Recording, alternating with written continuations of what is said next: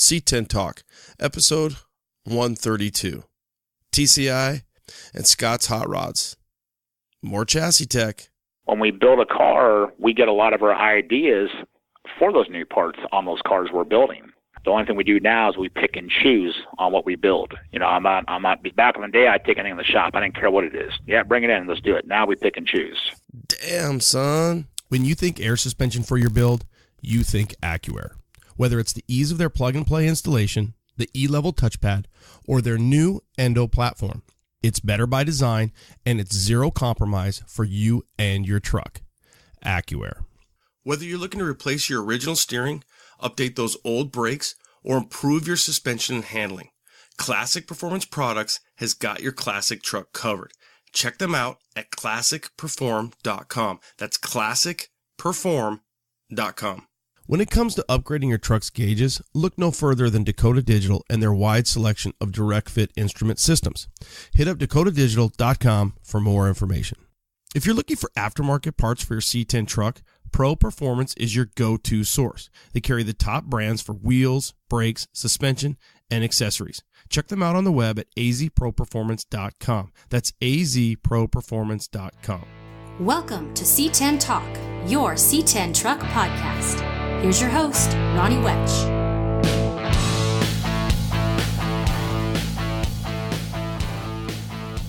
All right, C10 Nation. What's up? I'm up, and it's late or early, however you want to look at it, but 1:40 in the morning. My day didn't kind of go exactly, but that's kind of cool because some cool stuff happened. So one of our friends, Emily from Flying Sparks Garage, I'm Emily, formerly Williams, now Reeves. She posted the other day, and she had Josh from Vague Industries on her post, and she was talking about how he was rolling through town, and he's on his way from New Hampshire to go to LA to pick up a C10. So, of course, that piqued my interest.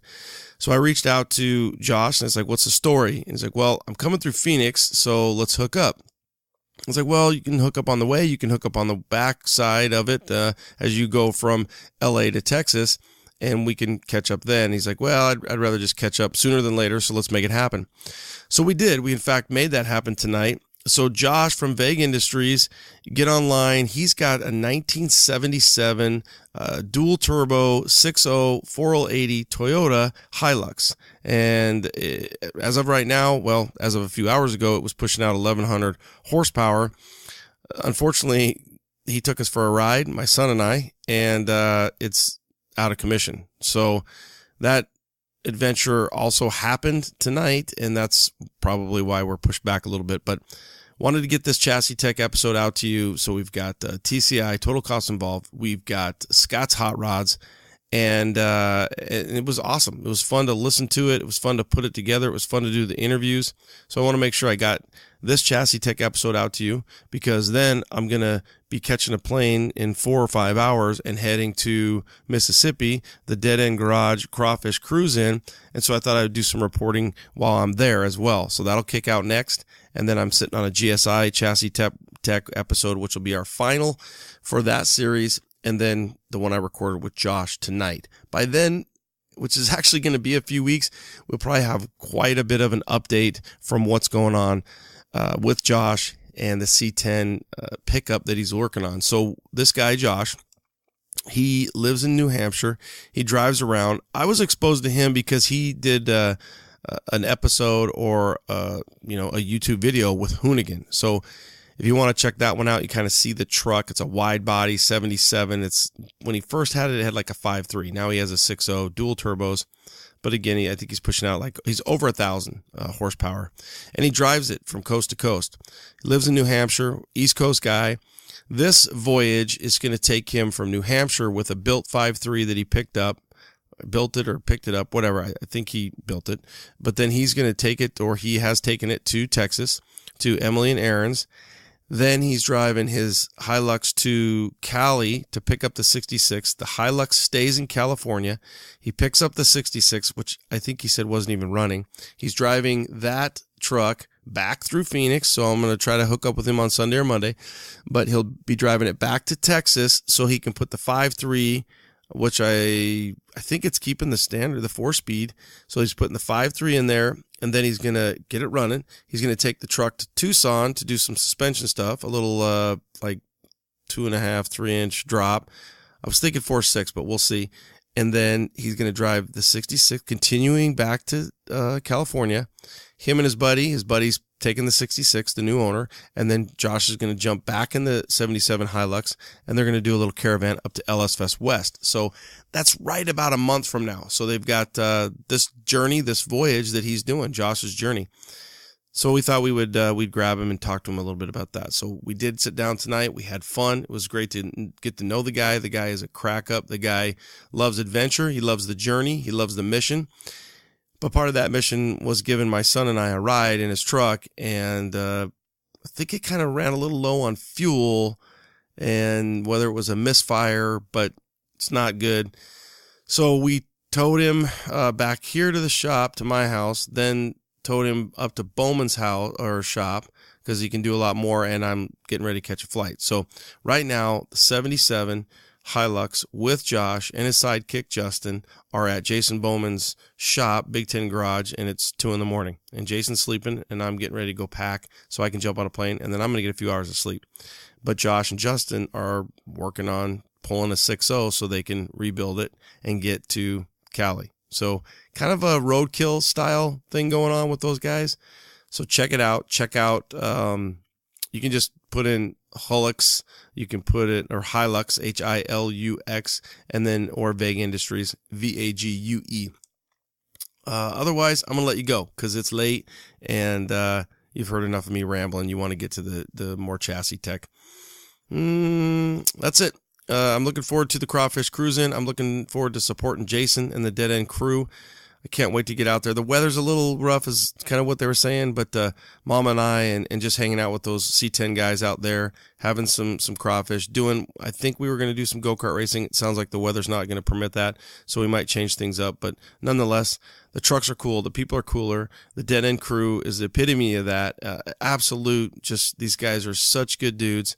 So looking forward to hanging out there with friends and family. Hope you guys are digging the chassis tech. If you got questions, you know how to get a hold of me, Ronnie at C10 Talk, Ronnie at C10 Talk. Have a great week. What is any other announcements? The only big announcement that I'm going to shout out to real quick is I know Brothers was on the fence about doing their episode, or I'm sorry, their show, but they are doing it. So it's going to be, I think it's June 16th. It's Father's Day. It's a Sunday. I think that might hurt them a little bit on like people coming from all over, but I think it'll actually probably benefit them for people that are local. So we'll see. But bottom line is Brothers Trucks annual show and shine. It's back. Check out Brothers Trucks on Instagram, social media. Check out John Orrell, C10 Club. I know he's got something to do with it, and they'll be posting. I posted it, just trying to get the word out. But I think it's June 16th, Father's Day, 2019. So it's pretty cool that tradition is continuing because there was some question. It is at a different park, a different location, but we want to make sure that we give the update on that. All right, you guys, have a great week. Stay out of trouble. Do what you do. Please rate and review the show. Let everybody know what's going on. Let them know you love C10 Talk and share it and get the word out. That's it. Have a great week. Late. Moving right along, chassis series. Total cost involved. We've got Jason, we've got Sal, and I'll tell you what, man, talk about a company who's seen some evolution from street rods to muscle cars, and now C10 trucks. Jason, Sal, we've got you both on the line here. Tell us a little bit about TCI, where you're located, and how long you guys been building chassis. Well, TCI has been in business for 45 years. This is our 45th anniversary this year, and we're celebrating that. So we've been doing it a long time. We have a fairly decent facility here in Ontario, California. Company's based out of here, started in California, still here, and we love it here. So the mecca of how hot rodding started and everything that's going on is in Southern California, and we like being right in the middle of it. Yeah, I think if you look back and you think about like hot rodding, it's definitely, kind of think of that American Graffiti. You think about the hot rod world and then how that kind of evolved into the 70s and the muscle cars. And now maybe someday they'll look back and they'll be like, shit, look at that truck era that was so crazy in the 20 2015, 2020, and how these companies had to kind of evolve, and that natural progression was, I would think, something of just you guys following the market. Well, and the market dictates where we go as a growing company. So, we were into the early truck chassis, 10, 12 years ago, and that was crazy hot, and it's just getting hotter and hotter. And the C10s, we started in 5, 6 years ago, and it's easy for us to translate all the things that we know about the performance of, what we did with these cars and these trucks and into the C10. So it's a natural migration for us. And the C10s are awesome. I drove one of my first cars I drove was a 70 C10 pickup with my dad's. And at the end of the day, that thing was cool. Had a lot of fun with it, and had to replace the timing chain a few times because, doing all the standstill burnouts with it. But at the end of the day, I love driving the pickup. It was neat, a lot of fun. The trucks are they're rad, and a lot of dads had them, a lot of grandpas had them, and they're out there. And the availability of these vehicles and these trucks makes the movement, the scene continue. And that's one of the things that's so fun about it. That GM, Dodge, Ford, whoever. I mean, obviously we love our Chevy trucks. There's a lot of them out there, and kids can get their hands on them. Guys can get their hands on them and build them the way they want. And the way they want to build them is a little lower than they came from the factory. I'll tell you that. Well, I think the affordability is a big thing here. I mean, that's what grows the marketplace from our perspective. When something's obtainable by the average guy and he can do stuff to it, make it look cool, make it his own, that's what it's all about. And that creates the culture, and the culture is cool. People want to be involved in it, and there's so much variety out there for these trucks now that it's unbelievable, the choices that people have. So it's pretty cool. I mean, going to these truck runs, and we're headed to the C10 Nationals this year. I mean, it is definitely growing at a rapid rate, and we love being a part of that. That's awesome. Tell us a little bit about TCI. Tell us something we don't know from a truck chassis perspective. Well, I mean, Chevrolet did it right. I mean, they built good trucks. They were sturdy and durable, and but from the factory that to lower one and make it cool and make it handle and do all that stuff, that's not something they were thinking about. So, when we took a look at these products and what's out there, we took a clean sheet of paper and said, well, we want to be a bit different. We want to look at what's going on and how we can serve our customers, how we can give them performance, drivability, and reliability, all at the same time at a cost that something that people can come in and put on and bolt on and, make their truck drive bitchin' and handle good. And, at the end of the day, I think that's our focus and our goal. I would think that you guys have, what would you say is the lineage back to, your hot rodding era, because you guys have been around so long. Congratulations, 45 years. That's amazing in today's world of a company that's, an aftermarket automotive company. So you have a proven track record. Now, explain to the audience a little bit about the evolution from, essentially hot rodding to muscle cars to trucks, and what that lineage does for the suspension that you offer. Well, what we started with in 1974 was a Model A chassis, and that's how the company started. That was the vision of the company, and all the way up into the 80s, late 80s, we were building those chassis for the Model A, 32, 34 Ford, and 40 Ford cars and trucks. So it was a great business. It was growing. It did well, and somewhere in the late 80s, we got into the pickup stuff, and because our customers were demanding that, hey, you guys built a great street rod chassis and suspension. I got this old truck, thing scares the hell out of me. What can you do with those things? And at the end of the day, when you start putting horsepower in anything that wasn't designed for it, scary suspension and brakes is something that is what a good chassis company can address. So we looked into that. We started with the Chevy pickups. Naturally, they were the most popular, and built a suspension for them that you could weld in and change. And then we went on to the chassis.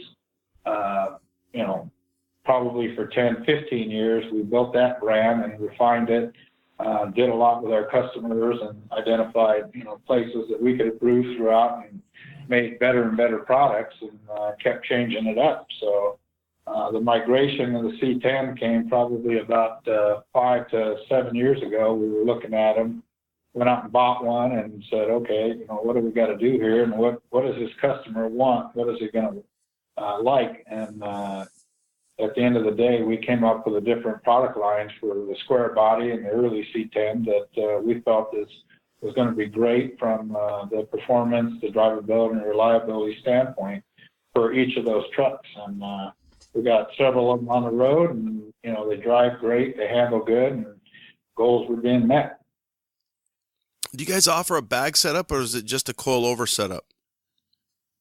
We do the bags and the shockwaves currently, and we're just the early trucks. We do the regular bags and the shockwaves. The C10s, we're just with the shockwaves right now. If you want to lay them on the ground, the shockwaves have a limitation in travel. The bags can give you a bit more travel, so we're venturing into that kind of stuff now. I mean, there's guys out there that do it already. We understand that and see it. Tremendous amount of modifications to the bodies to achieve that. So, the average guy is not necessarily going to spend that kind of money and do all that. So we start with the masses. The customer just wants to improve that truck, make it safe, drive good, and then we move on to, the extension of, I'm going to hammer it on the ground, but I still got to be able to drive it and take on those challenges as they come up. So, we're going to have, right now we have a product line that's pretty flexible. It's, coilovers and shockwaves, looks good, lowers the truck, center of gravity's nice and right, drives like a car. I mean, I like to say like a BMW. I always compare our stuff to a BMW because it turns in good, it does what it's got to do, and plus it rides bitching and stops awesome. So at the end of the day, that's what we're always shooting for with these trucks and anything we build. So I think it's just an adaptation of what the customer wants. And when we started it, it was lower the truck, give it the 5.7 drop. That's what people want. Let's build that first. We have that now, and we've adapted into it real well. And now we're looking at going lower yet, and obviously the racing thing will be last. But, you can take a good set of tires and put it on our suspension and go out and be competitive just the way it is. But if you're going to race, there's different levels of shocks and things you have to do. So, we'll get into that as the future dictates that. So for the C10 market, let's just say, obviously, for your 63 all the way up to 72 and then your square body stuff, right now you guys are just the shockwave. There is no airbag setup that you offer, but you are looking to do that? Yeah, in the future. Yeah, okay. We'll be able to do that. That's, for us, that is not a big percentage of the group. I mean, the community is in awe when you see a truck like that laid out on the ground, the frames, touching the ground. It's great, awesome, but not necessarily practical. So at the end of the day, if it's not practical, it's not going to be something that you can, drive and get over the reality of the highway. And at the end of the day, that's, we want cool, we build cool, but that's not our first priority. Our first priority is the drivability part. And at the end of the day, that's what we always start with first. Now, you do not offer a complete chassis, correct? You're using a stock chassis, and then your front and back half is what you guys offer. That's correct. Okay. We are venturing into the chassis side of the marketplace. It just seems like in every product line we've ever built, it's a migration. People just want to adapt it first, and then they get into how to change it, how to make it, more rigid and stiffer. You can put these front suspensions on these chassis, but how they adapt to them is easy. But how responsive they are is, comes into how flexible the chassis might be. In a C10, boy, you take the cross members and one cross member out of it, and that thing's going to flex like crazy. So at the end of the day, it's just a matter of the approach you take and what you're doing with it. And, if a guy's just going to drive it, some flex in the chassis is not going to hurt anything. But if he's going to go out and, do more than that, put airbags on it and start twisting it, and really putting loads on the corners of it, then, you have to address that better with the chassis, and the chassis is better suited to do that. So at the end of the day, that's, again, it's just a migration. Yeah, and you see a lot of the pro touring, you see a lot of the autocross stuff now out of the trucks, whereas 10 years ago, you didn't have that. You didn't see the trucks out there. Now you see the trucks out there, you see the suspension, you see the technology and the advancement, and it's a cool thing to see, like you said, some of the migration and the evolution where things have evolved to, and not only where we've come from, but where we're going. Yeah, and it's for us, we just look at the customers. They all want something different. Well, we have three customers. The guy that wants to go to the show, slam it on the ground, and we have the guy that just wants to go out and have a really bitchin' cool truck that everybody acknowledges as all this hard work and all this effort and the time and he put into that. And then you got the guy that wants to go out on the track and wants to race. And at the end of the day, they're, you approach all those differently if you're going to succeed at every one of them at a real high level. And we're here to do that. But, again, it just goes back to, I'm going to drive it. I got to have that reliability. My family's going to be in this truck. It's got to be safe. It's got to do everything that a customer would expect from the purchases he's making from all the companies that are building this product. Well, you said like a 5.7 drop. Is that kind of generically where you're at on your kit, on your bolt-on kit? Are you getting about a 5.7 out of it? Yeah, that's pretty much it. I mean, we can go lower than 5. We can our front suspension has some adjustability in it, flexibility, I would say, where you can put the shock waves on it, drop it on the ground, still have geometry's not shot to death when you do that. Everything we build, it's always from full bump to full all the way, extended. So at the end of the day, we address that with our stuff. But yeah, I think the biggest consumer out there in the C10 market wants to just drive his truck, and that's what we address first when we do everything. So how are you getting that adjustment? Are you getting it out of the shock wave? Is that where you're getting the majority of your adjustment to change that ride height? Well, the coilover has a lot of adjustability and ride height.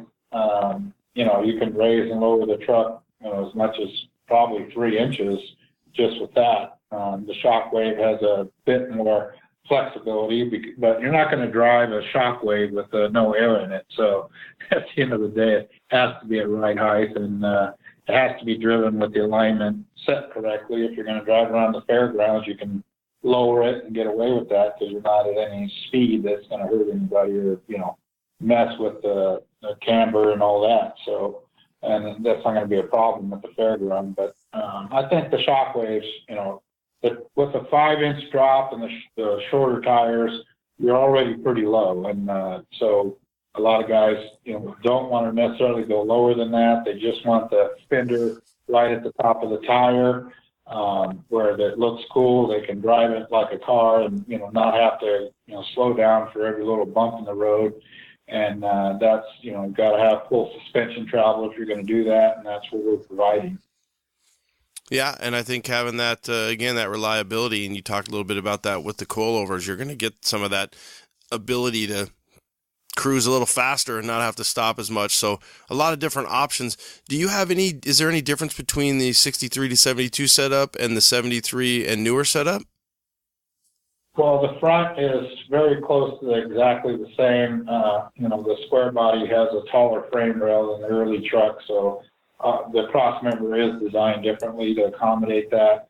But on the square body, we run a 4-link, and on the early C10, we run a torque arm. There are 2 different frames in the back. The square body has a parallel frame rail in the back, so running the 4-link is easy and economical to do. Where the early C10 had the shape in the back that got wider and narrower. So we looked at the torque arm, and we use the torque arm in all of our performance applications, our muscle cars. We've adapted them into the early class of truck now, and we really love that torque arm. So it can be done on the square body, but economically and easy to install, we thought the 4-link would be best for the square body, and the torque arm, because it had the truck arms on the early truck, was easy to install the torque arm. So we went that route there. Yeah, and you're keeping your rear trailing arms for the audience. GM, all of our 63 to 72s have the rear trailing arm. Well, unless it's a Leaf truck, but you're incorporating that, and you guys, just upgrade ability to have a TCI rear trailing arms added to the kit. Yeah, that's correct. I mean, so to be able to get the articulation in the back, going up the driveways and doing all those things with a pickup truck, and not have it drive and feel like a truck, you got to have that tunability. So, we run Johnny joints in the rear of our stuff on the torque arm, and, going up the driveway is no problem. You got the right spring rate, shock set properly, and the right sway bars, it goes up the driveway, doesn't jar you. So I think more than anything for us, I think the articulation is a big deal. So guys, when he's driving the truck, he's able to go up in and out of the driveways, not get thrown to the other side of the truck, because everything's so stiff. So we address that with the torque arm application in the early trucks. I'm gonna have to pick on Jason. He's chilling back there. I think he's drinking some coffee or something, and I'm like, man, Sal's kicking butt here. Yeah, you got the man machine. No. Yeah, you got it made. What? Tell the C10 Nation, why should they look to TCI? Why should they choose you guys for their suspension and their chassis needs? Well, and I know Sal's a little bit hesitant to kind of talk about the performance end of things. We did a little bit, but that lineage that you talked about, it is performance, but it stemmed from reliability. So 45 years in business, we've learned how to make things better.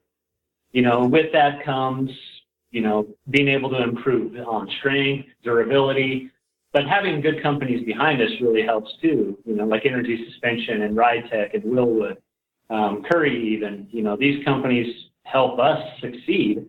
So along with that, we're able to put a 6-year, 60,000-mile warranty on everything that we sell. If we manufacture it here in-house, it's lifetime warranty. So we're actually providing warranty on items that are even wear items. So bushings, we're not going to do it on rotors or brake pads, but on things that, sometimes it takes these guys 2 to 3 years to put these vehicles together.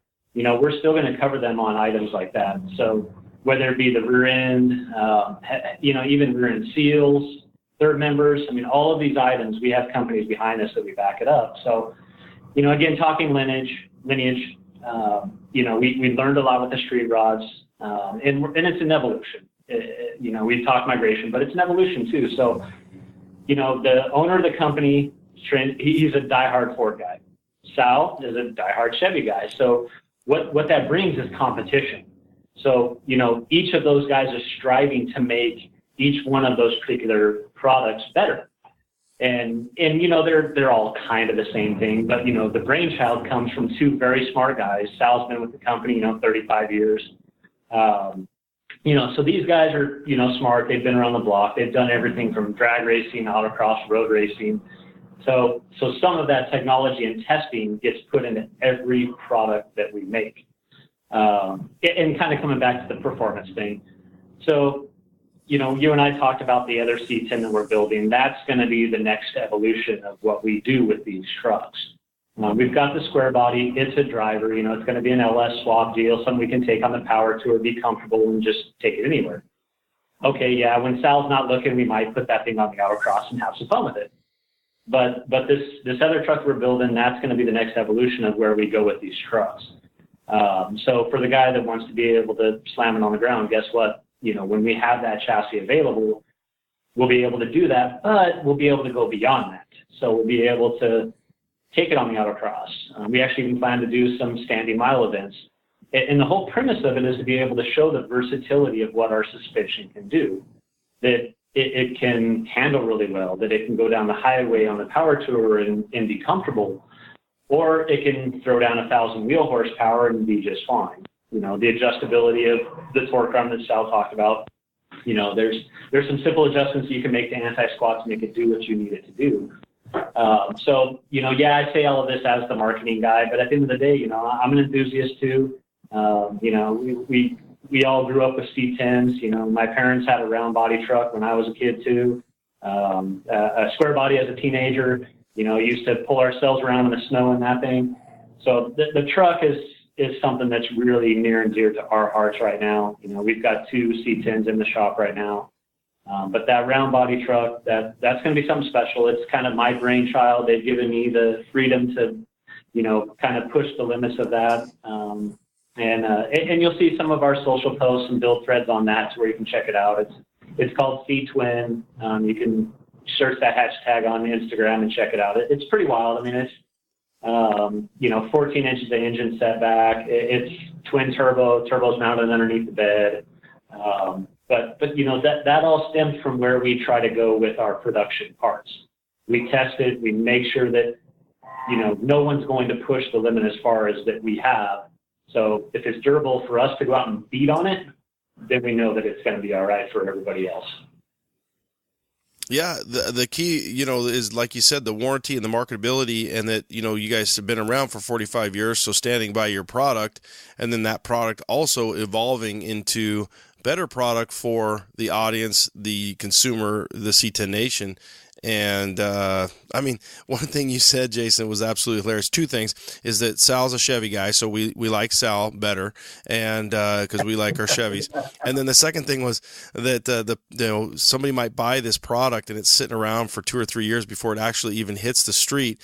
And I think we need to incorporate that into like pretty much every manufacturer, because it's like.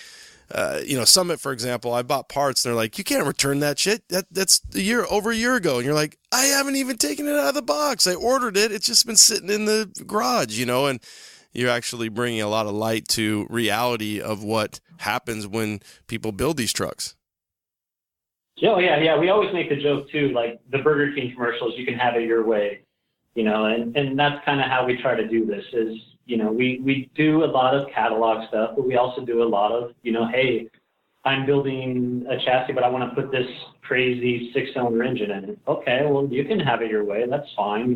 The way we look at this is we're building relationships, and guys that are building their trucks or cars, they're starting from the ground floor. So they kind of are looking to companies like us first.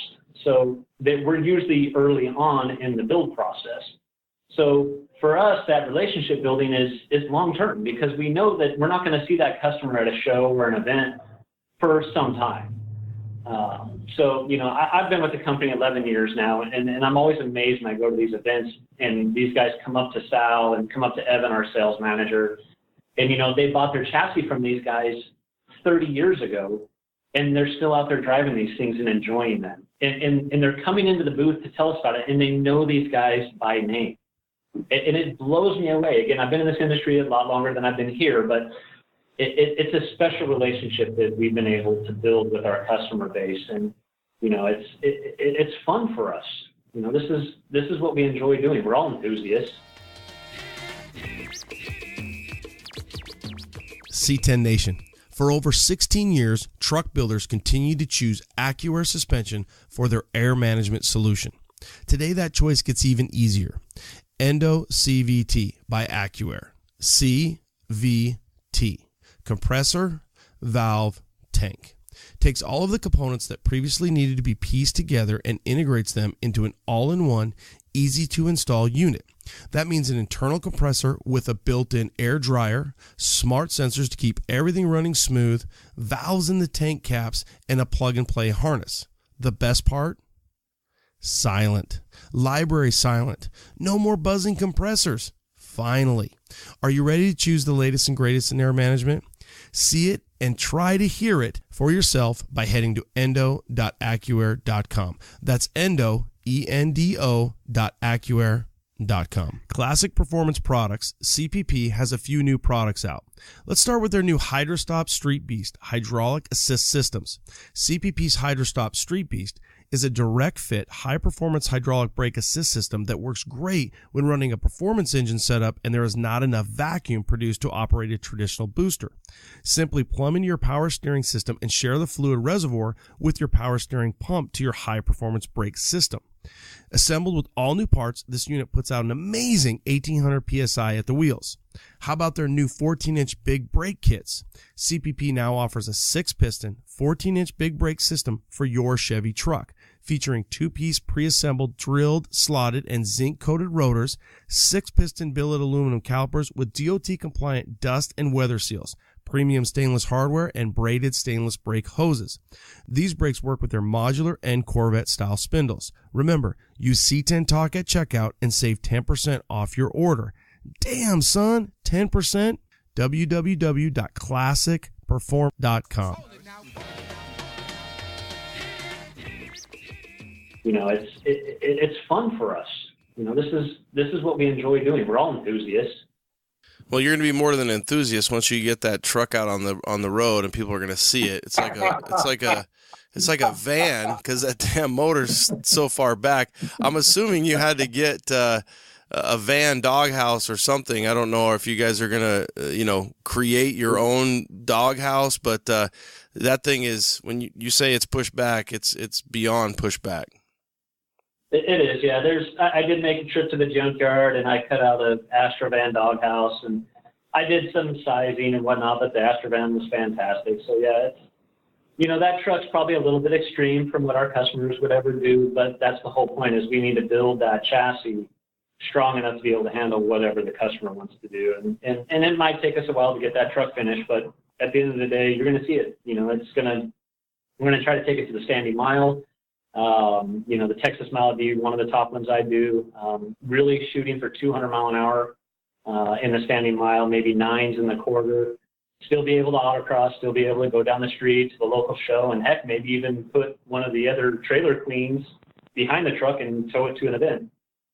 So, it's going to be versatile, trying to show what it can do. That would be a viral picture, I'm sure, if the C-Twin was pulling one of the trailer queens around, and the good thing is it's all under warranty, because you guys can go out there and push it as hard as you want. You're going to get some obviously some steam on it, and if you build something like that and you're breaking records, you're doing 200 miles an hour, you're going to get some people looking at you and thinking, hey, should I consider this TCI stuff?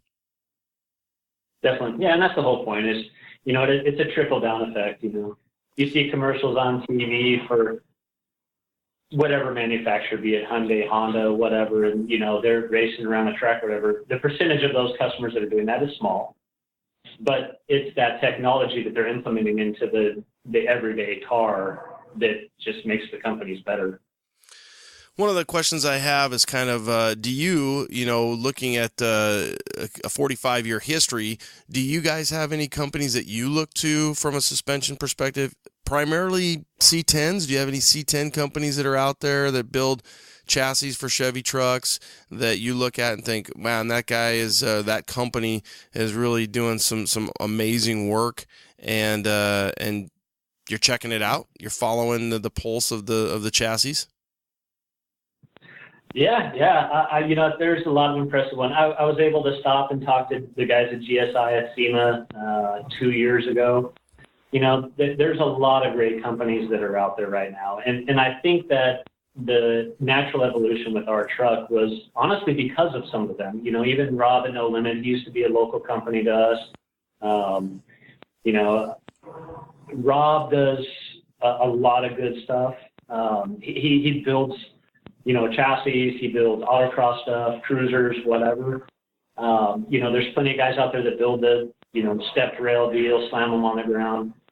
And that evolution for our truck, I think, was to bridge the gap, to be able to show that, okay, yeah, you can do everything with it. It's versatile enough to where you can slam it on the ground at a show, you can take it to an autocross, you can take it to the drag strip.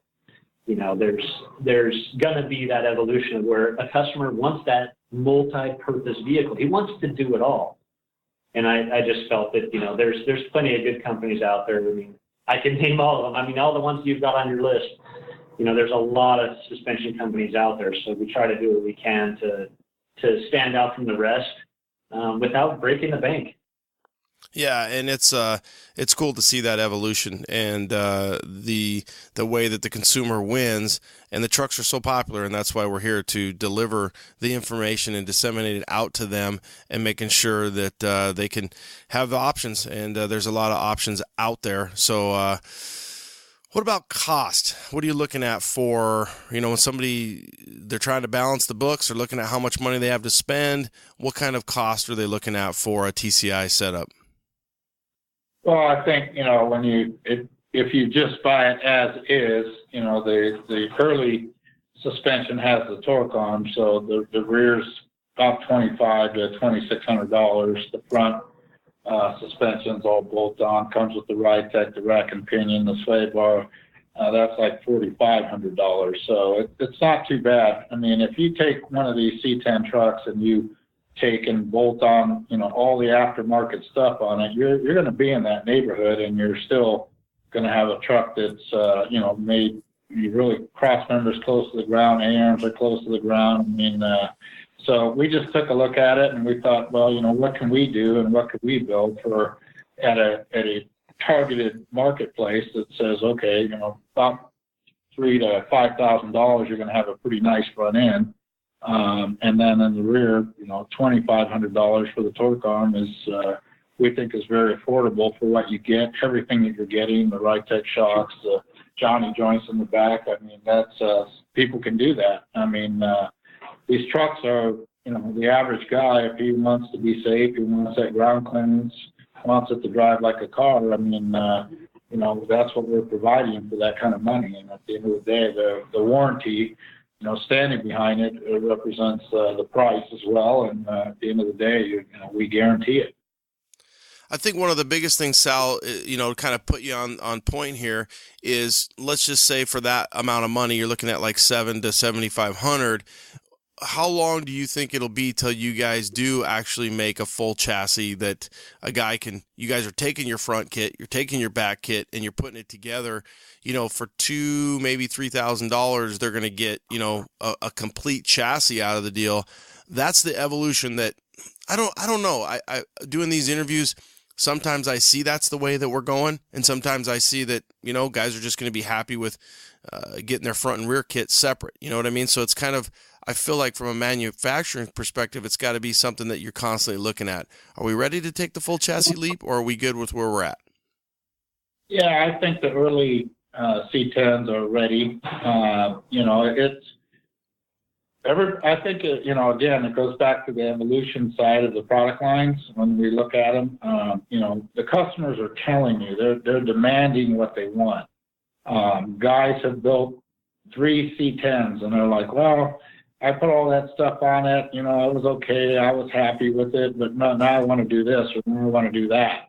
And, we're listening to those customers. So, we're ready later this year, early in the next year, we'll have our early C10 chassis. And, the goal is always to make it as affordable as possible. But as anybody knows that builds a chassis, it's a labor of love. The most expensive part of building a frame is the time that goes into it and the effort. So at the end of the day, it's not just suspension, all the time it takes to do something like that. You have got 8 to 20 hours to building rails and putting a frame together, along with the suspension that goes on it. So you're looking at a price point of $15,000 to $20,000 for a rolling chassis. But it's a complete deal with the rear end, and when you're providing the warranty we have, it's no different than looking at a car that you're going to upgrade.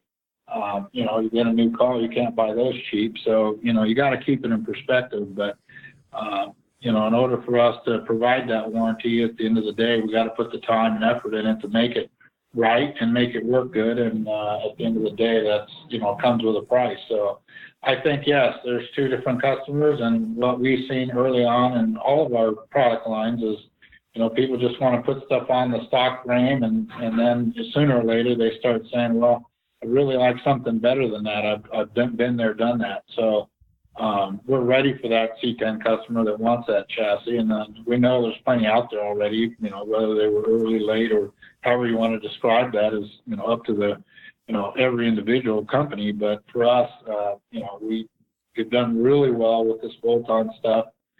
Works well. There's way more people out there that can afford the front and rear and put it on their truck, make it cool, and have fun with it, than the guy that has just that open checkbook that can write a check for that $20,000 chassis. Yeah, that's where we're at. I mean, it's funny to think, you're going to drop, save your money. It's not funny. It's just actuality is that you're going to drop your money on your front kit or your back kit. You're going to work on it. Like we were talking earlier, it's like, well, it might be a few months. It might be a year or two. So now I've saved up and I'm asking mom and the kids to get me the front TCI kit for my truck for Christmas this year, and I'll put it together. And there's the budget builder, there's the guy with the big pockets, and we've got all sorts in the C10 Nation. We really do. It's the ownership of C10 trucks is just as vast as the availability of the trucks themselves, and that's kind of what's so remarkable about it. You don't have to be the biggest, the baddest. You can be a guy who's scraping together. You got an old long bed. You're going to cut it down, make it a short bed. A lot of options out there. Let me speed through our little lightning round here for you guys, and then I'll let you guys get going. Lead time on your products. What kind of time frame are we looking at? Well, we can ship a front and rear suspension in average 48 hours. We're big proponents of keeping it in stock. So when you order it, it goes through the ordering process. We have most of it already on the shelf. We have 50 plus employees here, so our goal is to keep it on the shelf. I mean, we all dream about having this stuff. We all go to sleep at night thinking, man, when I get that kit, I'm going to do this and do that. And if you have the ability to get it put on there and you want it done right away, nobody wants to hear that, oh my God, I just got my income tax check, I'm ready, and it's going to take me 30 days or 90 days or 6 months to get it. That's really a chop at the knees there for what we consider as consumers. I mean, we're no different than anybody else. I don't know how many times I've saved up for something and wanted it and just couldn't wait to get it. So as a company here, we're really, really stressed that we can ship it in 48 hours and it's on the shelf ready to go. Excellent. How about skill level? When you look at, installing one of your kits, 1 to 10, 1 being just putting a battery in and 10 being a full custom shop, what kind of skill level are you looking at? Well, I think anybody can put our stuff in their garage with the proper tools and jack. You don't need any trick tools, you just need a jack. I mean, I think it's harder to take apart a stock C10 than it is to put our stuff sometimes. At the end of the day, I'd say anybody that's a 5 could do it easily. They got to have the instructions. That's all, and we provide that. So I think you're right. Sometimes pulling off some of the stock components and the rivets and everything else can be probably just as cumbersome as installing all the new stuff and new grade 8 hardware. And it sure does look nice. Yeah, that's for sure. Well, on our front ends, the shipping is actually free. We include that in the product line and the cost. So if you buy a front end and, if you're buying the rear suspension separately, you have to pay the freight. But if you buy it as a package, it'll come with the freight paid. So, and all this stuff goes by trucks because it's so big and heavy. But at the end of the day, that's, it's a package. So, the total cost involved implies is when you see that price, that's what it's going to cost you. So you're saying that the front kit ships for free, which that's a lot of money. That's a lot of savings. And the rear kit, you want to probably try to, buy it at the same time because it's going to ship for free with the front kit. But if you buy the back kit separate, then there's going to be some shipping there?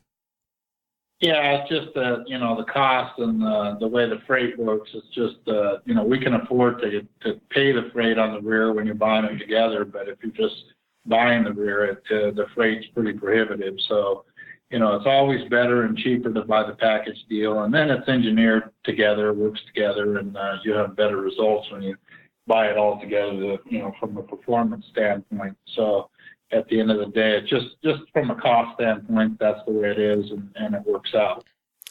So a couple of the lightning questions I'm going to skip. I'm going to go to this question for you, and I just want to know, are you looking at or are you considering any type of long to short bed conversion back half? Because with your back half, we do see a lot of guys that are doing the long bed conversions. Is that anything, Sal, that you're looking at doing?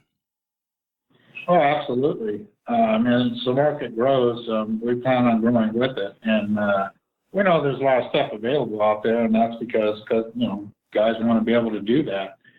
But at the end of the day, we're looking at the chassis next, and then it'll be the clips, so to speak. The back half and the front half.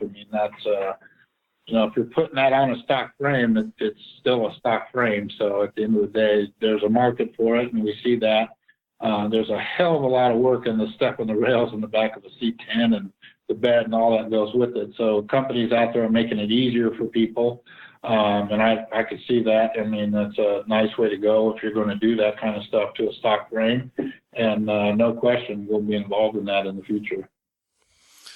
That's awesome. I appreciate your guys' time. I think you're going to advance, and we're going to see it. And there's a lot of good price points there with the shipping and the warranty and the different things to consider. So that's exactly why we're doing this. And I'm glad that we reached out to you guys and we're able to make this work with your guys' time schedule. There's a lot of good information, Sal and Jason. Thank you so much for your time. For the audience, for the C10 Nation, look at TCI, follow them on Instagram. And I tell you what, you want to see a rad ass, crazy C10 being built, head over and watch their page, because you're not going to see anything like it that I've seen so far. A lot of cool things coming up. And so you guys will be at Pleasanton, and you guys will also be at C10 Nationals this year? Yes. Yep. Yeah, we do Pleasanton 3 times a year. We'll be in Columbus for their good guys, and then, of course, the Street Rod Nationals. So Columbus and the Street Rod Nationals will have Matt Kenner's truck there, so you can actually take some rides in that truck on the autocross. When you guys go to those type of shows, what's the evolution when you see, like you're going to a Street Rod Nationals? Do you see guys coming up and saying, hey, I've got this old shop truck. Hey, I'm thinking about going to a truck. Are we? Are those old guys? Are those old timers? Kind of. Are we converting them over too? Oh yeah, for sure. So we've made the joke actually for a number of years that we sell more pickup and muscle car parts at the Street Rod Nationals than we do street rod parts. That's perfect. Absolutely. You just let the cat out of the bag. Now all these guys are going to go to the Street Rod Nationals. They're like, did you guys hear? Shit, TCI's killing it over there. Yeah. It's a fantastic show. There's a lot of vehicles there. There's 10,000 plus every year, and they added the autocross, and it definitely, they're trying to appeal to us. I'll say younger guys, but our demographic. Well, old guys like trucks too, and that's what's cool about it. And to hear you guys say that, it kind of shows us that the evolution of the trucks and what was looked to be such a utilitarian thing back in the day has caught on. There's just something amazing about them. And obviously, I'm a big Chevy guy in the lines and everything. So we're glad you guys are involved. Thanks again for taking the time to sit down with the C10 Nation. You guys have a great week. Thanks, Ronnie. Thanks for having us. All right, guys. Well, I almost forgot about this one, but thank God somebody said something to me the other day at the C10 Club meetup and said, well, you're going to get Scotts Hotrods. And I was like, oh, shit. So we've got Justin from Scotts Hotrods, which is a pretty funny story how that happened. But Justin from Scotts, welcome to C10 Talk, the C10 Nation chassis episode. Thanks for taking the time, and we're glad we did not forget you, my brother. Well, like I said, man, it's an honor to be on your podcast, my friend. Like I said, I remember watching your podcast a few years back, and it's been growing and growing and growing and getting pretty damn big right now, to be very honest with you. And honor to be a part of the guys that you're talking to, so I appreciate that. Yeah, you're humble, and we appreciate you guys. And if it wasn't for great companies for you guys, like you guys, we wouldn't be doing what we're doing. Just give a little bit, the audience, kind of a funny story, and it's definitely worth it. How Justin became Scotts Hotrods. Well, like I said, I'm 45 years old now, but back when I was 19 years old, seems like about 100 years ago. When I started my company, I had a guy walk into my shop at the time, and it was just me at the time, and he says, who's the boss around here? I said, I am. He says, no, you're not. You're way too young. And I said, well, it's just me. So what's your name? I said, Justin. Well, who's Scott? That's me. well, where's Scott at? That's my middle name. And he didn't take me very seriously, and it's kind of, panned out to be one of my biggest customers years later. You know what I'm saying? But either way, at the time, being 19 years old, you sit around the table trying to figure out a cool name for your shop, and I always come all kinds of names: Pacific Coast Hotrods, Ventura County Hotrods. That's where I was based, was Ventura County in California. So I just came Scotts, and I went Justin Scott, Justin's Hotrods, Scotts Hotrods. I go, there we go. That sounds catchy, and that's where it came Scotts Hotrods. And back in the day, I mean, we're the same age. So when you're 20, it's like 1995, some grumpy old son of a bitch comes in and wants to hand you some money. You just tell him, the Grumpy Scott's in the back. If you just give me your damn money, and Grumpy Scott will take all your money if that's what you want. You want to have a 45-year-old guy take your money. Well, yeah, again, and I can tell you, I had these little black and white flyers I had made up by a local RP school in Camarillo at the time. That's all I can afford. And my little policy back then is that you didn't pay any money up front at all. You pay when the job was done. And don't get me wrong. It was easy at the time because I was so small in business size. It was only me, and I only had like a couple things to do at the one time. So they would pay when the job was done, and everybody paid. Nobody complained. But I had one complaint when it was all done with somebody. It was actually my father. He actually complained, and he says, "I'm not paying you." I said, "Why not?" Well, first of all, I put you in this world, so I don't have to pay you. And then, but then he passed away when I was 24 years old, and that was honestly the worst day of my entire life. But other than that, we've kind of, we've regrouped, and we're here now. Sounds like he was your biggest fan and your biggest critic, all wrapped up into one. Oh yeah, 100%. I still think is my critic to this day. You know what I'm saying? I think he's still looking down on me every day, laughing at me and or happy, either way. Yeah, exactly. Well, how does a 19-year-old get into building chassis and suspension? How did that form? Well, to be very honest with you, I had a customer at the time come to me, customer lived in Camarillo, California. It was an avocado rancher at the time. Came to me and had a 1948 Ford F1 truck and wanted a suspension where you can raise and lower your truck up in the ground. And at the time, I thought, well, shit, what about airbags? And it was a lady, and she didn't know what airbag was, so I actually contacted a company by the name of Firestone and got a couple of bags sent to me. And it literally, without exaggerating, took me about 6 months to build a independent suspension on airbags for this lady's truck. And that was the very first one. And from that one to now, we have a little over 47,000 kits in the market worldwide since that day one. And but when it came to the suspensions, what I noticed at the time, and then this goes back 20 years ago now, I'm not talking like 2 years ago, there wasn't a lot of companies at the time building chassis to be built to be laid out on airbags at the time. Now there's, a dozen companies easy that do airbag chassis. So I would like to say we're probably one of the very first companies, that's not the first company, to build a complete airbag chassis you can buy as a kit that would be built to be laid out. And I had everybody and their mother out there from other companies, not naming names, that would say, it's not going to work, you're going to fail, it's going to be this, and this. Well, long story short, it's been my bread and butter for all these years past. And that's honestly how it got started. Yeah, what an evolution, right? That you've seen and been part of. Yeah, and like I said, now, there's I think it's actually quite cool to see so many different companies now offering complete chassis, suspension packages, and kits, out there. I think it's great because it gives the general customer and the shops to pick and choose and call around to see who they feel comfortable with, or some people look for the best price and look for the best quality package or the most complete package, But like I said, there's a package out there for fits everybody's budget nowadays. I think it's awesome. When did you guys move to Tennessee and why? Well, we moved in April 2018. April 16th was a big moving day for us. We had a dozen rigging trucks out there in the park in the driveway and about 6 forklifts and stuff, and we planned to move the whole entire facility in 5 days to Knoxville, Tennessee, and it worked out real well. Now, the reason why we moved to Tennessee is, one, it allows us to be centrally located for our customer base, because we're shipping about 82% Midwest East Coast for our customer base that we have currently. We do roughly about 24 plus shows a year nationwide, only 2 shows on the West Coast, the rest are all Midwest East Coast bound. The general cost of living here in Tennessee compared to Ventura County is about 63% cheaper to live.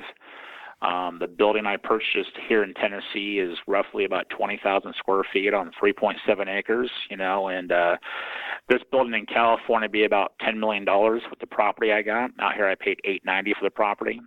So it's, and with the employees that moved with our company, we moved 11 employees out here and families out here to Tennessee. So we only lost like 3 people, so it wasn't really too bad for us. Half of them have bought houses now in Tennessee, where they would never bought a house in California because not that they could never, they just couldn't afford it. You take an average house in Ventura County is about $500,000. That same house out here in Tennessee is about $150.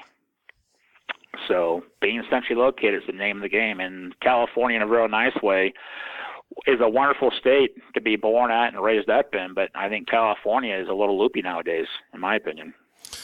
I could agree with you more, and we'd get on a pretty nice soapbox. And I think people even in California are starting to realize that. And you were first to the market on that. I mean, not really the first, but you made the move. You moved your company. Your employees are probably a little happier. They can get a house. They're not stressed out, and some good stuff there. What? Tell us about C10 products and Chevrolet chassis that you offer the C10 Nation from 60 to 87, and even if you offer some OBS stuff.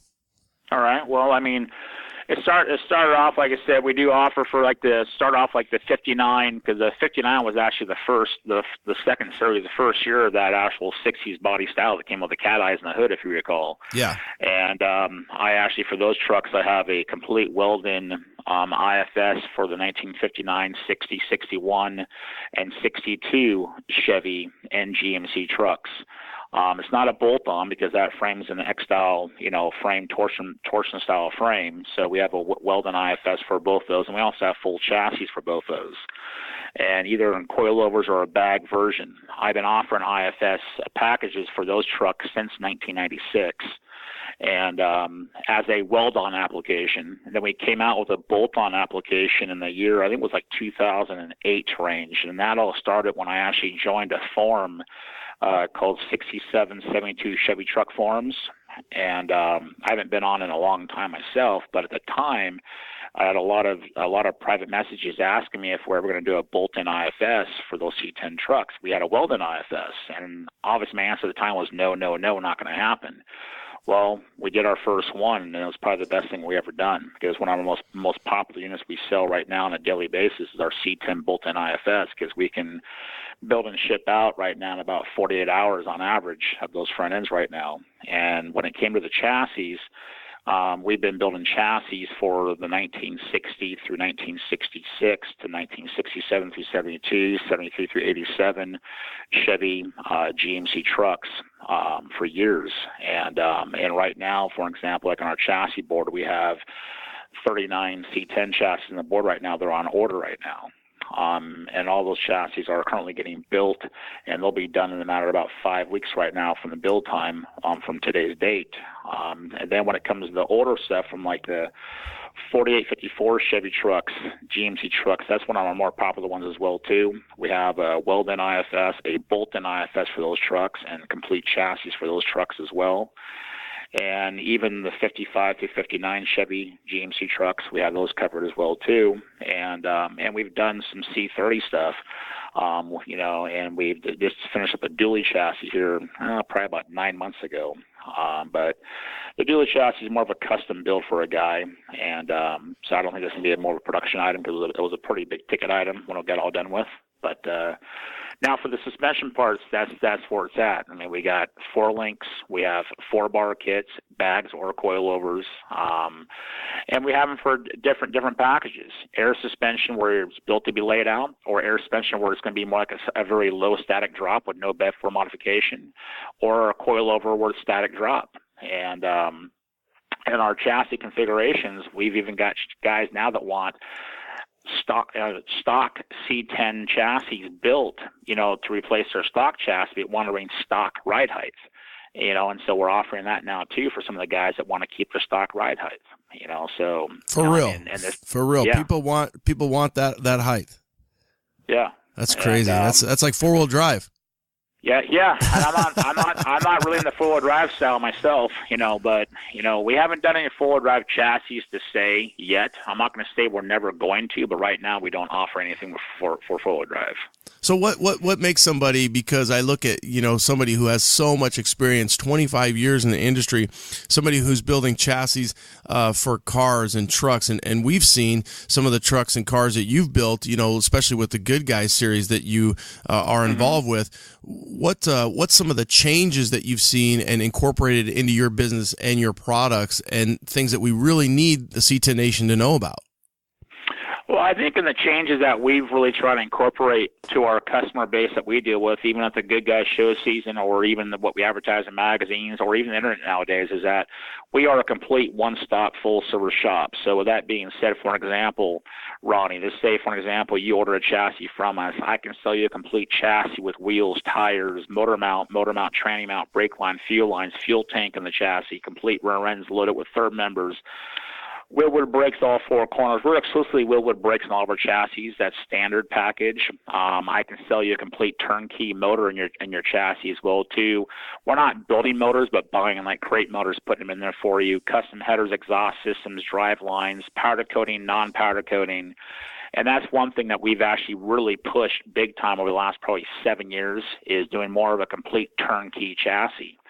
And that's where I feel that it's really helped us, to expand our customer base, and also our sales have increased greatly over the years as well, because of the complete package that we do offer. So I just wonder I feel like that's probably was a big jump for you, or a big leap, but you obviously had data or demand that was saying, Justin, I want a full chassis. Okay, we'll do it. I want brakes on it. Okay, I want a freaking motor. I want a tranny. I want a drivetrain. I want it all. And you guys are doing it. And how awesome is that? Because everything, your geometry is going to be right. You guys are looking at weight. You're looking at brakes. You're looking at the rear end. You're looking at the third member. You've got it all there. Was that a tough decision? And it's obviously been a smart one for you. It's been working out. Yeah, it was definitely a decision that we had to all kind of hash out here between the guys here in the shop as a team here, because this is a team effort here. But it's really just finding the right sources too, that you can make that phone call and get that motor shipped out either same day or following day, because we're only supplying new motors, not rebuilt motors, with warranties and stuff, and the transmissions, and like the headers and exhaust systems, because we also have a service where we custom build headers here in house, and exhaust systems here at Emmanuel Benz machine flanges, and a lot of these guys that order these complete chassis, they a lot of them want a complete turnkey package. They don't want to get the chassis shipped to them across country, then now I got to go buy a motor, now I got to go buy a transmission, I got to figure out what header is going to fit my application, and then they start calling every header company in the world, and they go, I need a header for a Scotts Hotrods chassis or a Scotts Hotrods front end and my stock frame. And they go, okay, what header do you want to work? I don't know. You see, so with that being said, we're able to say we can direct people. Now we have a company that actually has made headers for our chassis and suspension kits. So if the customers want to spend that expensive price on a custom set of headers, they can call Ultimate Headers in Ohio and buy a set of stainless headers for $1,100 and change. So that's helped out a lot too. What about like piecemealing something together? What's the option there? Because some of our audience, the majority of our audience, to be honest with you, they're going to be a piecemeal type situation where front half, back half, and they're going to have to save up, and they can't, buy that complete full chassis. That is correct, and we have, as you say, we have two menus here. Okay, we have the one package where our C10 chassis starts off at $9,500. Okay, and that is from a 1960 all the way to a 1987. Okay, now that chassis for $9,500, you get a complete frame, you get upper and lower tubular A-arms, either coilovers or airbags, your choice, rack and pinion. You have your complete X member, complete 4 9-inch housing with 31 spline axles, fill plug, drain plug, no third member, no brakes, no fuel tank, no front brakes. That gives you a base starting package for $9,500. Now you take that $9,500 price tag. Now let's say you have the customers, well, I want to buy a bolt-in IFS for my C10 truck, want to buy a rear fueling for my C10 truck, a fuel tank, carrier bearing cross member, motor mount, tranny mount, brake line kit, fuel line kit, front rear brakes. You'll have $10,000, $11,000, $12,000, $13,000, $14,000 in parts.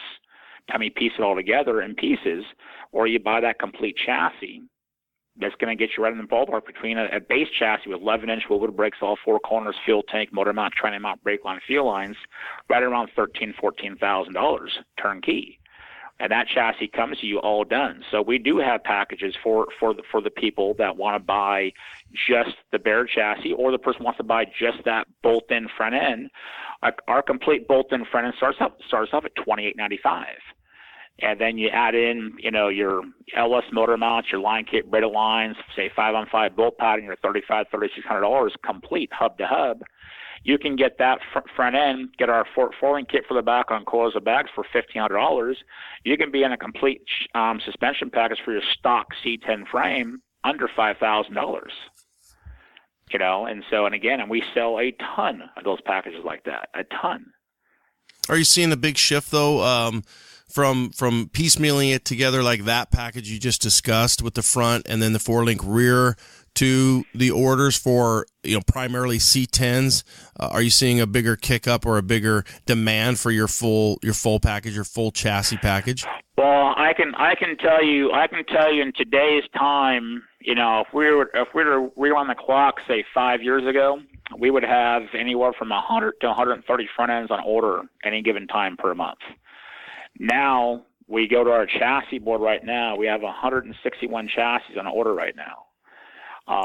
Granted, not 161 C10 chassis, but chassis overall. So the chassis have overtaken the suspension individual orders. Now, granted, we're still getting orders on suspensions all the time, but the chassis are definitely taking priority over that. And I really think that is because now a lot of people in today's time that are building a vehicle from start to finish, either at their home or somebody's shop across the country, time you piece it together and buy all the pieces, you'll have more money on modifying your stock frame than it is to buy a new chassis. Because then you have the result in finding that shop that's going to do good quality work, be honest, that's going to get the work done, do it right, and not take advantage of you. And there are a lot of great shops out there, and there's a lot of bad shops out there, So I think too the thing that you're factoring in is, unfortunately, but it's the time, and the older you get, the time becomes critical. Now, the cool thing about the time is the experience. So when you piecemeal it together, when you're putting it together, you get the experience. If you've got the time and you want the experience, and the experience equals a shit ton of knowledge and, some scars, some blood, some sweat, more beers. So you get that experience in that journey, but it does seem like that, the time becomes the issue. And then one of the guys, Phil Gerber even said, I think it was Phil or Jeremy said, you could save money, believe it or not, in the long run based upon your time and use that money somewhere else. It's just whether or not the guy who's 20 can afford it, 25, 30, and whether or not they can, they can see that far ahead that, what, I already know I'm going to end up doing this and then changing it. And I'm going to want this third member. I'm going to want this. And that, I think that's kind of our job to tell them with our experience is saying, try to think way beyond where you're thinking right now, so that you can save yourself a little bit of that time and energy. But just like you were when you were a young man, and I'm dealing with my son who's 16. He's hard-headed and he loves to do it his way, and so you're like, okay, well, you're going to get a shit ton of experience as you do it. You know what I mean? So that's. Yeah, as I say, you got to let him sink and you pick him back up. That's the name of the game. I mean, my son. So I started off later than either. My son is 5 years old right now, and I started late here, and he loves the hot rods, but he's more into playing right now t-ball, soccer, basketball, karate, or taekwondo, and swimming. That's what he likes to play right now. That's what he plays at. So, but it's definitely an experience. Well, when he gets a little older, he's not going to have a choice, but I'm sure he'll be hanging out with Dad at the shop, and you guys are offering a lot. One thing I noticed, do you guys run a Watts link, or what kind of rear end? What do you guys recommend? Yes, Well, on our it depends on what you're doing. So if you're building, say you're building a C10 truck, you want to autocross it, have some fun, road race it, good guys events, etc., whatever the case is, we do a torsion splined front sway bar, do a torsion splined reverse sway bar, we do a watch link on the ass end as well, eliminate the panhard bar, do a 4-bar kit in the back with the coilovers on all 4 corners, and that coilover on that application would be either be an Alden American Eagle or a Ride Tech, and majority of our clients are going with Ride Tech when we're doing a package to that sort with there, and that would have wheeled brakes on there, and that is the same package we had under the good guys C10 truck known as what they call the G10. Mm-hmm. And I know a G10's a van for all the Chevy guys out there, but the good guys called it a G10 for their own sake. But that truck there had that same package underneath it, and that truck was running a 12-inch wide rear wheel and a 10-inch wide front wheel. And I personally drove that truck around a corner with about 80 miles an hour at our old shop in California on plain old asphalt, and it stuck like glue on asphalt. And we had that truck at the Ultimate Challenge in Las Vegas after the SEMA show, and the truck did very well amongst Camaros and Porsches and guys that were legitimate race car drivers, whereas we say in a very nice way, we are not race car drivers. We are builders that like to go have fun and do some burnouts. And if we spin out, we laugh. Don't take it all seriously, So, and like I said, and we hung with some of these guys that were hauling ass, and just to prove that a truck can handle as good as a car can if you have the right package. We got to see it here because obviously Good Guys comes through town, and what a killer truck, just an amazing truck. How does a guy who's building so many chassis and so many trucks and so many cars, how do you even have time to take on building these vehicles? Is this for advertising? Is it something you guys still love? Why are you doing it, and how the hell do you manage it? Well, we still build vehicles every day in our shop now in Tennessee. Now, the way we're set up here is we have basically 7 complete builds in our shop. They are complete turnkey builds, and but then we have everything else is manufacturing. So as a financial side of it, we're 95% manufacturing and 5% labor. And what that means for everybody out there listening, 95% manufacturing is our mail order and 5% is labor on working on cars. So the manufacturing supports the business, and we're always going to build cars and trucks for people because we have clientele that will allow us to use our imagination and just get really creative and make some really badass vehicles. And since I moved to Tennessee, I've collected quite a few C10 vehicles of my own now, because in Tennessee they're readily available where they're not asking a fortune like they are in California. And so with that being said, we have a 66 Suburban we picked up that we just got done finishing building right now, a 77 short bed fleet side, an 86 GMC short bed fleet side, an 82 two-wheel drive Blazer that's probably the cleanest Blazer out there in my opinion, because it was painted 26 years ago when there's no rust, and on and on and on. But then we also have a 91 square body Suburban. So, and we got these to keep and to put chassis on them, put suspension on them, to drive them, to take them to shows. So customers come to the booth, hey, take this for a drive, let's go a cruise, And so we're always going to build vehicles. People think I'm stupid for doing that because you can make money building parts. Well, that is true. But when we build a car, we get a lot of our ideas for those new parts on those cars we're building. Like right now, we're doing a 64 GMC truck for a client in Las Vegas, Nevada. Guy's probably one of the coolest customers that we have. Really freewheeling, just build me a badass truck, and that's exactly what his words were. And on this truck, we just developed a set of new billet hood hinges that bolt on the firewall, not the stock firewall location point, but it bolts on the firewall in terms of gas shock, and it works on a laid out chassis or laid out suspension on a stock frame. And there are hood hinges out there available right now that you can buy that companies make, but it's a different type of hinge. Their hinges are made out of steel, and it actually mounts on the cowl. This mounts on the firewall. So that's a new product there that will be coming out here soon. Not release date yet, but it's in the mix. So the answer, yes, we're always going to build stuff, and I'll never turn away from doing that. The only thing we do now is we pick and choose on what we build. I'm not back in the day, I'd take anything in the shop. I didn't care what it is. Yeah, bring it in, let's do it. Now we pick and choose. Well, a couple things. I want you to make sure you keep me in the loop on the hood hinges. The whole C10 Nation is all on Craigslist, Tennessee right now because you let the cat out of the bag on that. They're like, shit, we can get, there's C10s galore in Tennessee. Justin if I said so. told you what I bought my C10s for, guys, you guys would shit. I mean, without even BSing you, dude. I mean, I'm gonna have to edit this out, and then I'll just have the knowledge. Why does Ronnie keep going back to Tennessee? Tell us what's the weakest link in a stock chassis? So you're trying to sell a guy to buy a complete Scotts chassis and not piecemeal it. What's the weakest link that we need to know about? C10 Nation. Let me tell you about my buddies Travis, his dad Jack, aka Dad, and Nick. They run Pro Performance, AZ Pro Performance.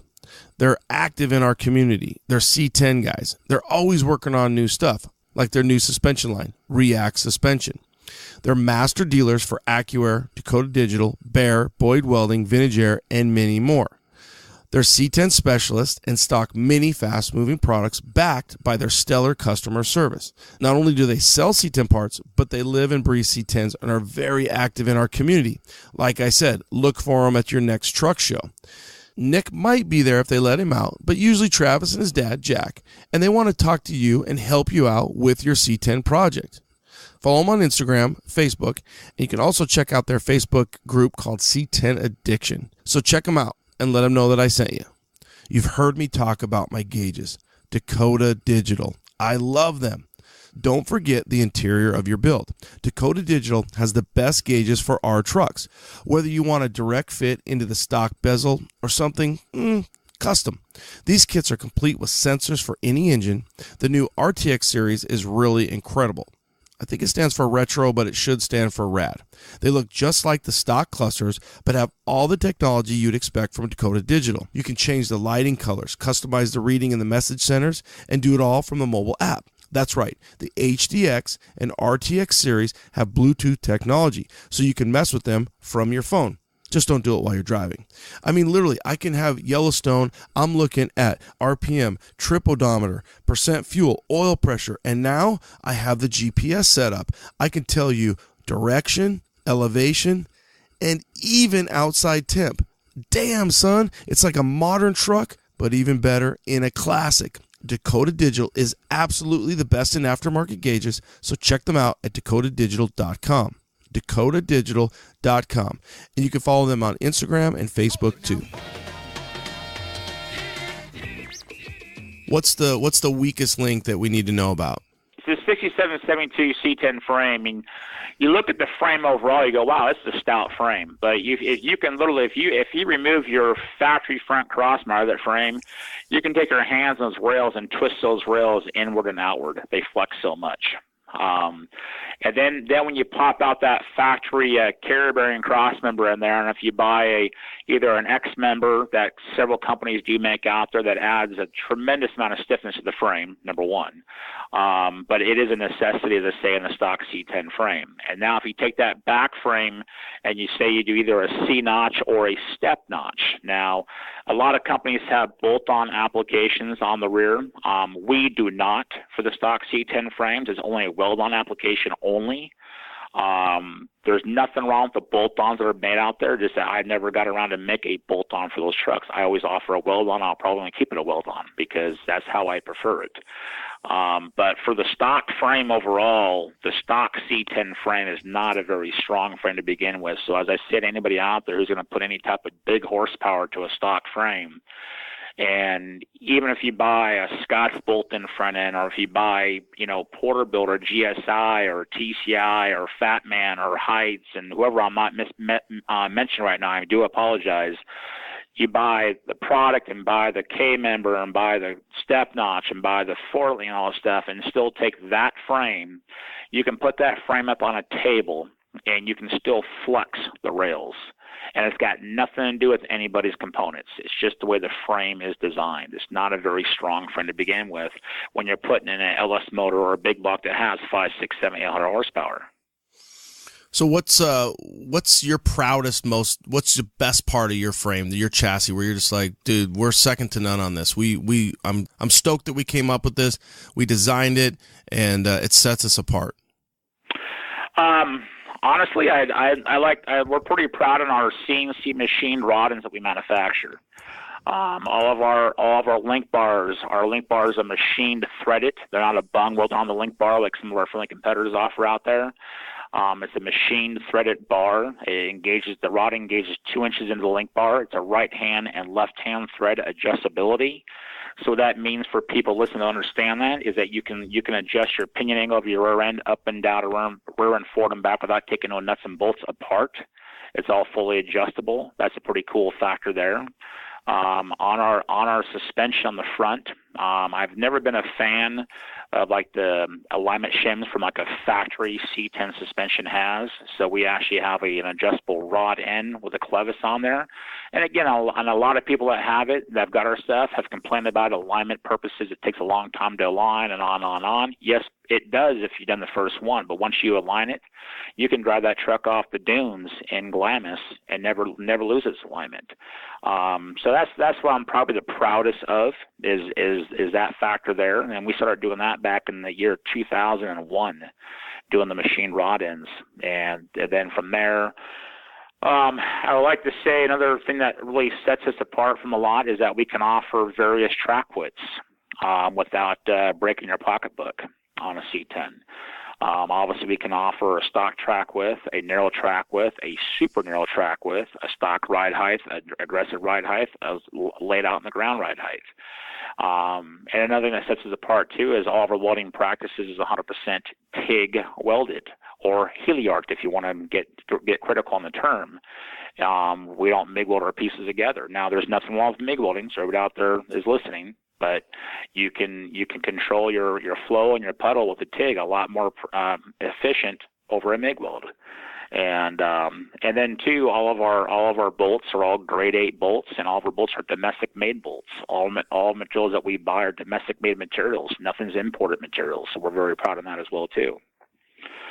And that's why I feel that puts us on top with some other brands out there. I'm not going to say that we're the best and everybody else out there sucks. That's not the way I practice my business, but I feel we're in the top percentage, let's say, out there with other great companies out there. Who's a company that you look to? Who's a company that you admire and you think, man, they're doing a kick-ass job, and I want to be considered with them from a perspective of C10 chassis? Well, with C10 chassis, that's actually a big loaded question there, Ronnie. And what I mean by that, because, and I can be wrong when I say this, so if I'm wrong, please correct me anytime, okay? I know that obviously we have a chassis. I know the Road Shop has a chassis. I don't think TCI does right now, as it has a complete chassis. And I'm not sure Porterbuilt has a chassis for a C10 truck. I know he has bolt-in front rear suspension, but if he does have a chassis, I'm not aware of that. I do know GSI has a chassis for those trucks, and I think there's a chopping block, if I'm not mistaken. And I think there's a guy that used to work with chopping block, I believe, but I could be wrong on that. I don't know the guy's name, but he has a company, I think it's called Acme chassis. I tell you what, if I was putting a quiz together, you'd kill it, because I pretty much just interviewed everybody that you've mentioned, and you did. Well, and you're spot on. You're spot on. I mean, you're right on exactly. I talked to Nate. Nate's not looking to do full chassis, but Vince at Chopping Block and Griffin at Acme. But who do you look to? Who do you think, man, they? Well, the people that I see, because like I said, we do a lot of shows around the country. Put on by good guys, a lot of shows, and so the company that I see a lot of on the show scene is Road Shop, because they're usually right across from us in the shows. Okay, I mean, I know Phil and Jeremy and Neil and all the guys over there, and like I said, I got no beef with anybody or them at all, and I mean they have a good product. But I like to say in a very nice way, when you compare apples to apples and dollar per dollar, and this is with anybody out there, I really feel we have some of the best value and the most complete chassis out there as a package for the dollar. What sets you apart? What do you look at and said, this is our success? This is how Scotts has gotten to be a 20-plus-year-old company who's still showing up, kicking ass, building amazing product. Well, what sets me apart is my employees. I have guys that have been with me for 18, 19 years working for me. That's a plus right there. Because we all get better as we get older, as I say in a nice way, or we should anyways. And our chassis, the way we tailor our chassis are complete. They come with fuel tanks, brake line, and fuel lines. I mean, they're already done. And I do know that sets us apart from, I believe, pretty much everybody out there who does a chassis, because all of our brake lines are plumbed, our fuel lines are plumbed, fuel tanks are in place. Our rear ends, we use Moser rear ends exclusively, 1350 pinions, field plug, drain plug in the housings automatically. Our chassis come with Willwood brakes only. We don't offer like a standard GM brake with our chassis, or a stainless steel brake, or a Brembo, or a Bear brake. We use Willwood in California. I would say that probably sets us apart in that respect there. And, we hear a lot from people on the shows that do come by our booths that buy or don't buy. They say they like the way our chassis look, on how they like they're hand fabricated. We had comments on our finished TIG welding of our chassis, on the quality, how it looks. They love the machine aspect of it, and that's what we hear the most of.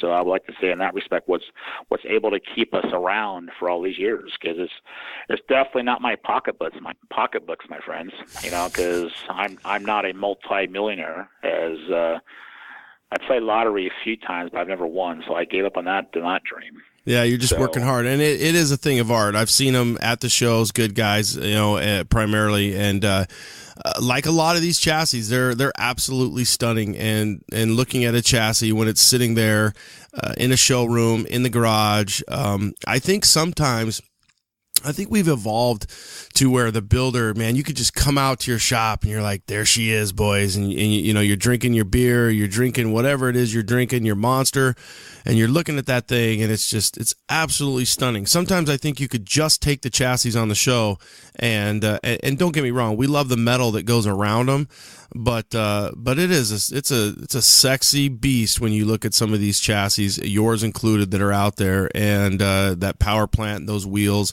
and it's sitting there, and maybe you've got some exhaust, but it's pretty amazing what you guys do, and it's awesome stuff. Yeah, no, that is correct. And like I said, in the shows for us, we hardly ever take, we've never taken unfinished vehicles to any shows and displayed as a project we're building in the shop ever. I mean, we're taking chassis and suspension packages of the shows to sell and to promote and market, because that's really what draws the business in, because you can have the baddest truck in your booth that looks cool as hell, and some kind of goes, what's it cost to build that truck right there? I said, well, there's $200,000 in that truck. And I go, oh shit, that's out of my budget. Well, you have a chassis on it. So what does that chassis go for? $9,500. All right, now we're talking. What about that front end? $2,095. So that's where we go to the shows. We take products to the shows that we're here to sell, and like our catalog. New catalog this year, 170 pages strong, and it's not 170 pages of hot rods, 170 pages of products. We manufacture, and we add a lot of new products, and that's the keyword right there too, is our catalog. It's, as I said in a nice way, if you can't read, a lot of pictures to look at. It's full color. You're in my wheelhouse now. Yeah, pictures are good. You talk about cost. What is the cost of a full chassis? Okay, well, a full chassis, we can lay it out right now. Full chassis starts off at $9,500. Okay, you have the power rack at $250. You just do a standard sway bar at $289. You just want to keep it base, like 11-inch rotor, Willwood 4-piston caliper. You have $300. Braided lines $74. You get your power strain line kit $165. Say you just want to keep it small block Chevy motor mounts or big block motor mounts, are $150. Transmission mount $289. Brake lines plumbed, stainless steel brake lines with our billet line clamps for $775. They're all DOT lines, and they are stainless steel. And then you got your fuel line plumbed, since it's going to be a carbureted motor, stainless steel fuel line with billet line clamps on that is going to be $410.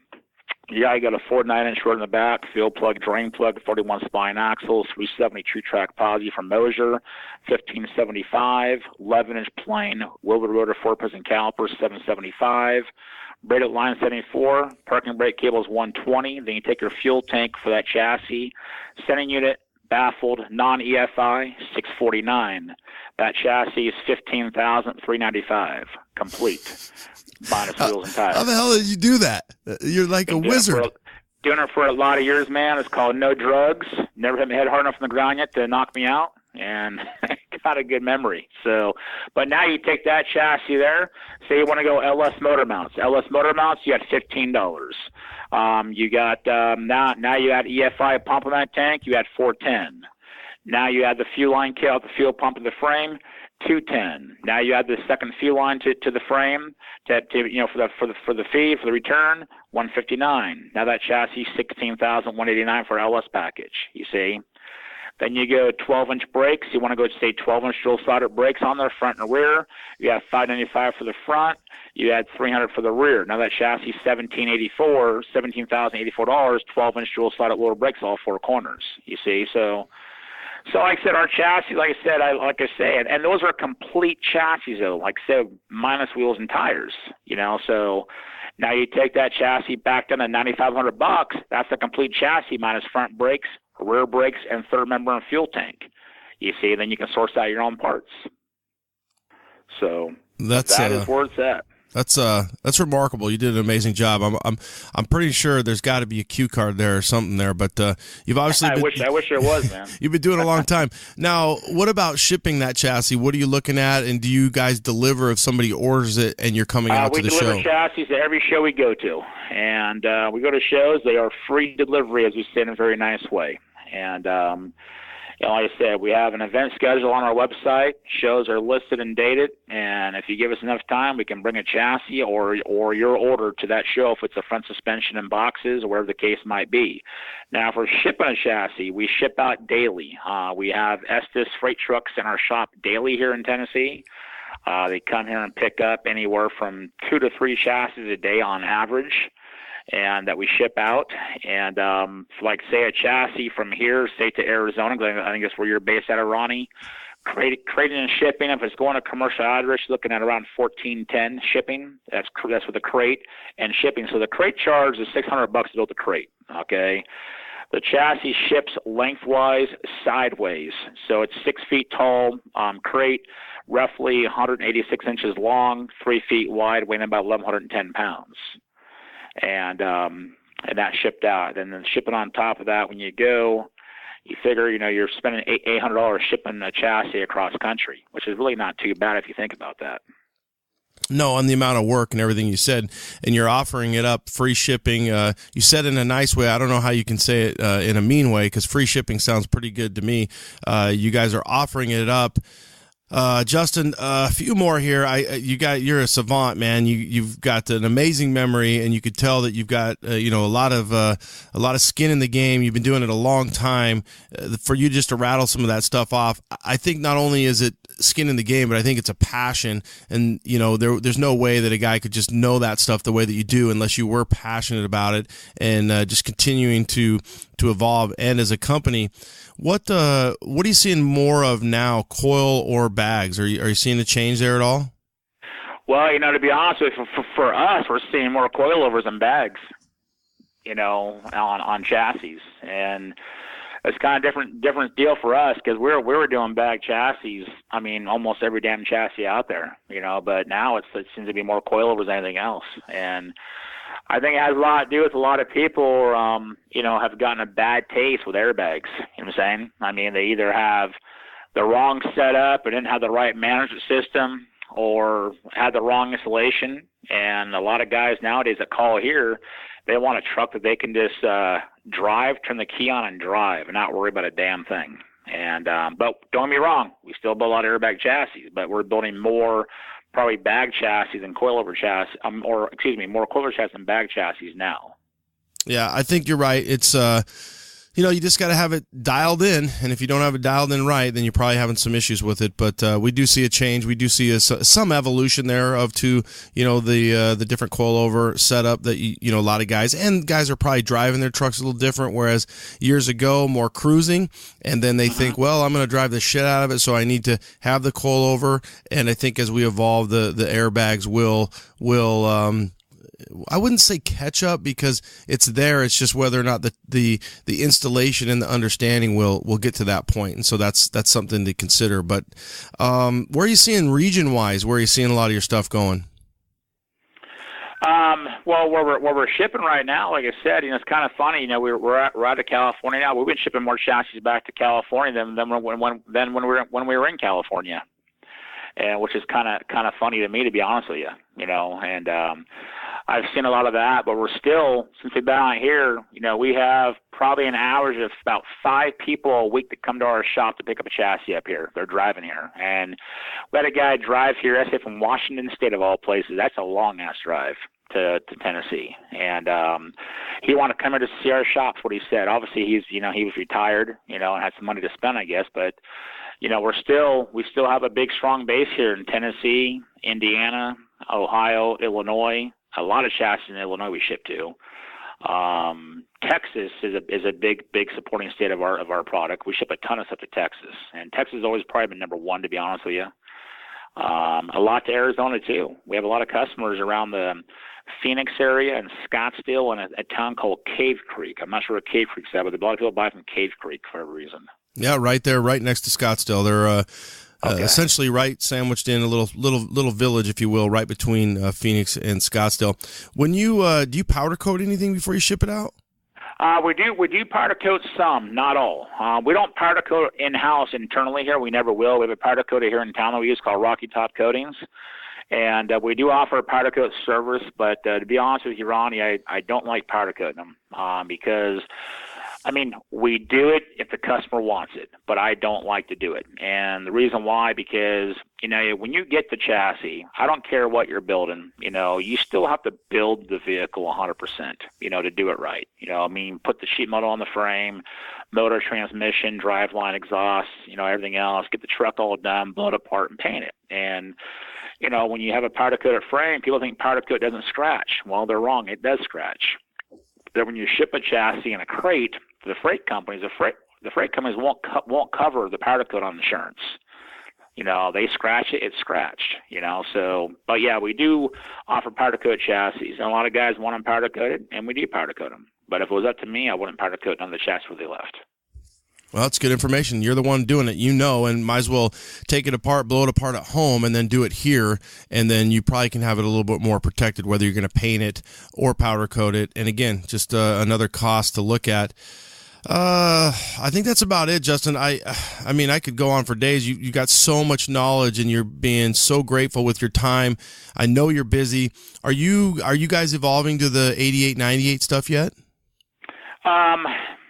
Sort of, not full bore yet. We've had built a couple front ends for those trucks as a weld end deal.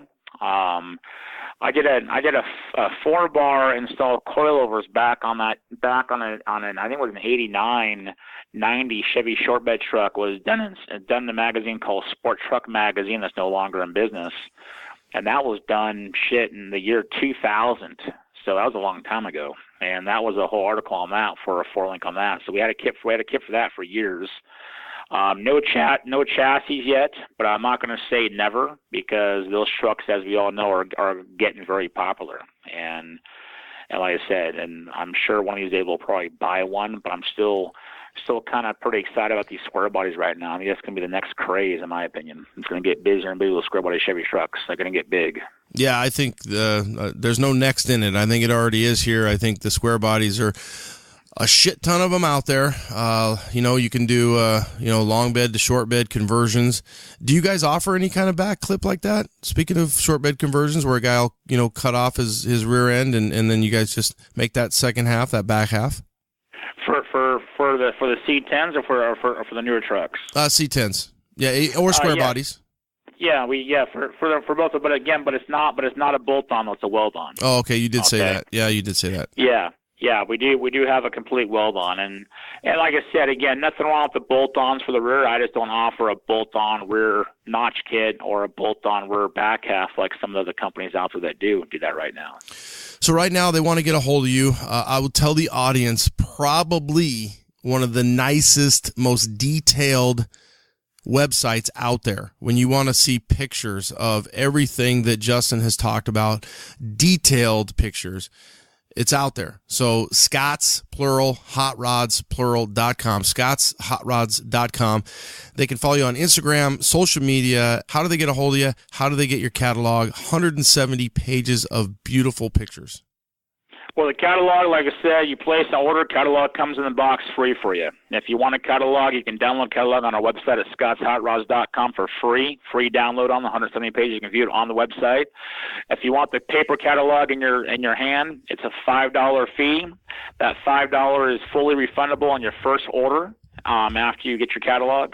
And if you're at a hot rod show around the country, catalogs are free. Come by the booth and grab one. You know, we got right around 65,000 catalogs we printed, so we spent a small fortune on them, and but we got them here, and I say in a very nice way. I have a marketing manager here, man, Cameron Beatty. That's one thing that he really knocked out of the ballpark to say is a grand slam. The catalog, he did a kick-ass job. He does the website, and he is Scotts Hot Rods Online. I do not post on Instagram, Facebook, website. That's not me. That is Cameron Beatty for Scotts Hot Rods. So, and that's how it's always been. But to call us, we got a toll-free number, 1-800-273-5195. And at 865-951-2081. And our email addresses are on the website. We're easy to get a hold of, my friend. You call the shop, somebody will answer the phone, guaranteed. 8 a.m. to 5 p.m. Eastern time zone is when we're open, Monday through Friday. Isn't it funny to think, Justin, that you had said you worked out a trade deal with a local guy, black and white, something to hand out when you were a young man, and now you have a 170-page full feature catalog 25 years later?